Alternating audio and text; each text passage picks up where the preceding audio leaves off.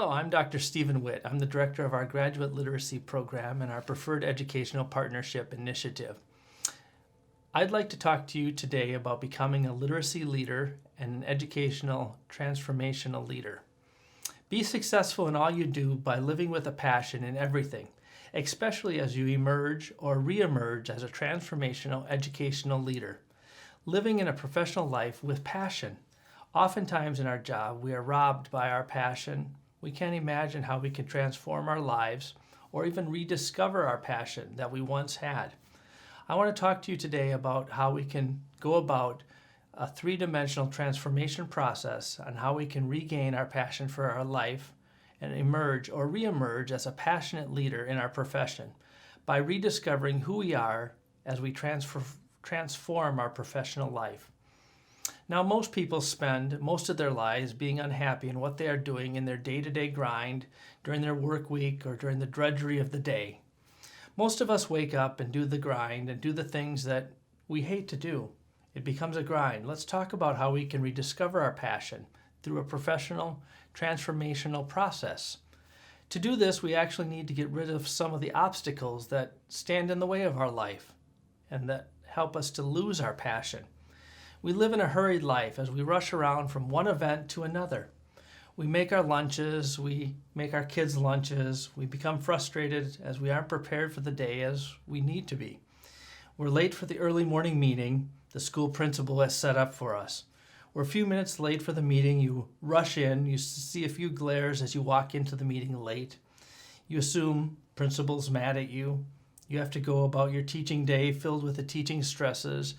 You're not as prepared as you would like to be. You've lost your focus. Your life has become stagnant that you once had the passion in your teaching vocation. You hurry home from school. You need to get dinner ready. Prepare a 7-course meal for your family like you always do, right?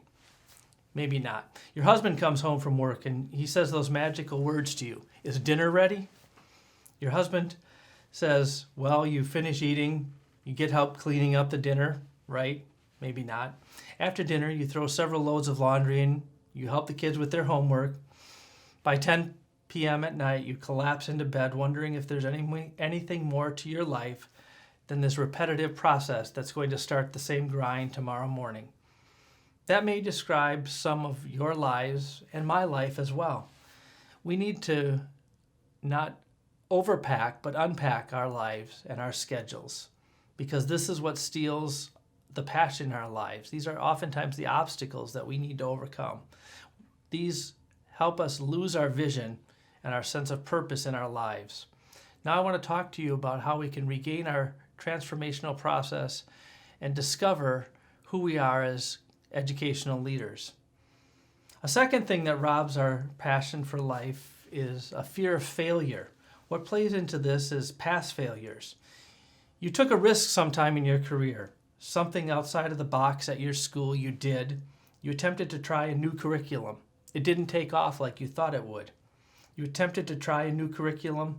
You tried something outside of professional development that you thought would help the staff. You may have failed at something in launching a new curriculum, but it didn't go the way you wanted to. So you intentionally failed. You had a paradoxical struggle in your life. You knew it should work, but it didn't. You struggle with this sense that you don't want to take a risk because you feel failure from the past failures that you had. But really, the experience was a failure. You're not a failure. The more you take chances and have these events not work out for you, the expectations you'll want to be stuck in this rut. Then you may begin to feel that the current position in your life is your lot in your life, but it's not. It's been said that the failure is simply feedback, and that's true in your life and in my life. Feedback on what caused the failure, so the next time that you do something as a leader, you'll learn more about what you can do better. That failure point. Past failures have the potential to suck the passion from your life, but I want to tell you, failure can give you passion for your life. It doesn't have to be that way. We don't need to be stuck in the rut of life without a clear vision and without a clear purpose in our life. Now I want to talk to you about that three-pronged life and how you can transform your life, regain your passion. It's been labeled a 3D approach to discover, develop, and deploy. Discover how you are wired by exploring your past experience through a transformational process, a reflective transformational process. What have been your critical moments in your life that have influenced you in the past? What are your strengths? What are your gifts? What are your critical weaknesses and failures that you have learned from? What can be most important in your life are those times that you took the risks and failed, or took a risk and something went really well for you.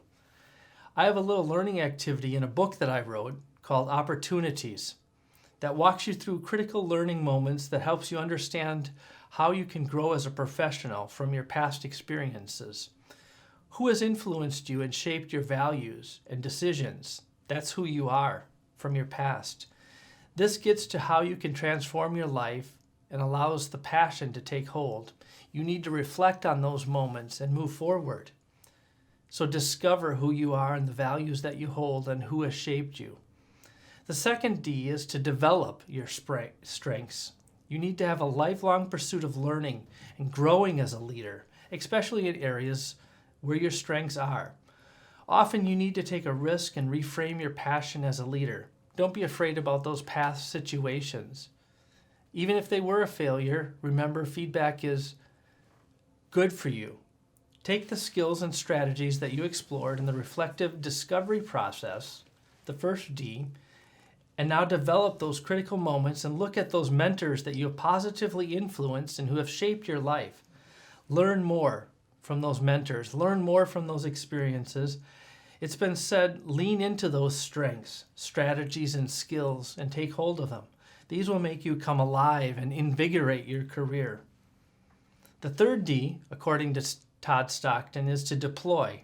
This is where you really come alive and transform your leadership career and skills and regain your passion.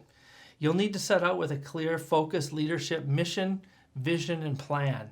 You most certainly will need to leave the comfort of where you have been and follow your plan strategically. It said, step outside of your box. Well, I want to tell you there is no box, so just go. When you do this, you'll see a new world and bring excitement and passion to your perspective. When you take a risk, there's no longer that box holding you in. Your purpose and your mission will now guide you.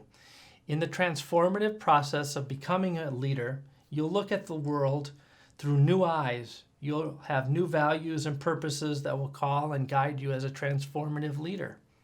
You'll see how you can make an impact in the world using your specific talents and skills that you've discovered and developed in a special way using the knowledge that God has handed you.